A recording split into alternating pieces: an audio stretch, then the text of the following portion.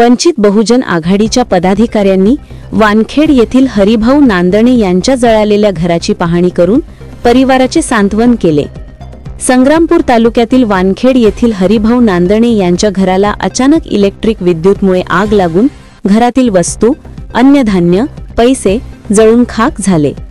त्या परिवारावर फार मोठं संकट कोसळलं आहे आणि त्या परिवाराला कुठलीच आर्थिक मदत झाली नाही। आज वंचित बहुजन आघाडी तालुका अध्यक्ष किशोर भिडे व युवा तालुका अध्यक्ष आशिष धुंदळे यांनी पदाधिकाऱ्यांसह भेट दिली। त्यावेळी फोनद्वारे तहसीलदार व गटविकास अधिकारी यांना माहिती देऊन तात्काळ मदत देण्याचे सांगितले। या कुटुंबाला मदत न केल्यास रस्त्यावर उतरून आंदोलन करणार। पीडित हरिभाऊ नांदणे यांच्या पाठीशी आम्ही ठामपणे उभे आहोत असेही बोलताना सांगितले आहे। यावेळी वंचित बहुजन आघाडीचे अनेक पदाधिकारी कार्यकर्ते उपस्थित होते। दयालसिंग चव्हाण, संग्रामपूर, बुलढाणा।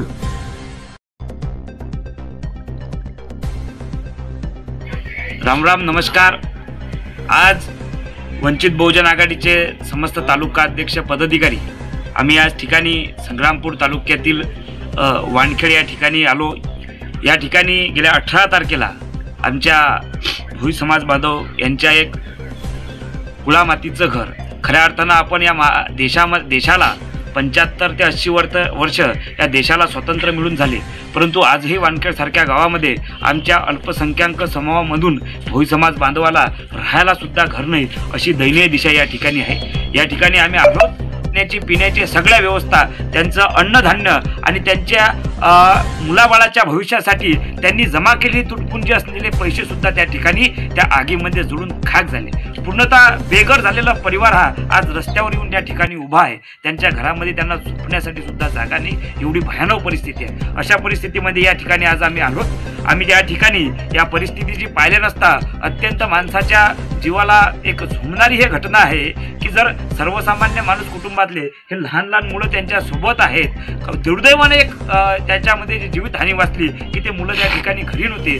सर्व परिवार हा शेतामध्ये आणि शेतमजूर असल्यामुळे बाहेर कामाला गेला आणि त्या अशा प्रकारामध्ये एक घटना घडलेली आहे। या घटनेमध्ये एक निंदनीय अशी बाब आहे की घटना घडून आज 5 ते 6 दिवस झाले, परंतु आजही या कुटुंबाला कुठल्या प्रकारची आर्थिक मदत झाली नाही, त्यांच्या निवाऱ्याची कुठल्या प्रकारची व्यवस्था झाली नाही किंवा त्यांच्या अन्नधान्याची, खाण्याची कुठल्या प्रकारची व्यवस्था झाली नाही। आज हे या ठिकाणी 2-2, 3-3 वर्षाचे मुलं, त्यांच्या पोटापाण्याचा प्रश्न या ठिकाणी महत्त्वाचा असताना यांच्यावर कोणी या ठिकाणी लक्ष दिलं नाही। मला या ठिकाणी प्रश्न पडतो की या जळगाव जामोद विधानसभा मतदारसंघामध्ये या ठिकाणचे विद्यमान आमदार संजय कुटे हे 25 वर्ष या ठिकाणी नेतृत्व करतात, परंतु आजही वानखेड सारख्या गावामध्ये आज सर्वसामान्य कुटुंब रस्त्यावर आलं, ते उद्ध्वस्त झालं। त्या कुटुंबाच्या घरामध्ये खाण्यापिण्याची व्यवस्था, सर्वांची राखरांगोळी झाली, तरी सुद्धा या ठिकाणी यांना भेट दिल्या जात नाही, यांना कुठली मदत होत नाही, यांना तटपुंजी रुपयाची सुद्धा मदत या ठिकाणी व्यवस्थेने दिल्या गेली नाही। म्हणून आम्ही या ठिकाणी तहसीलदार साहेब आणि BDO साहेब यांच्या फोनद्वारे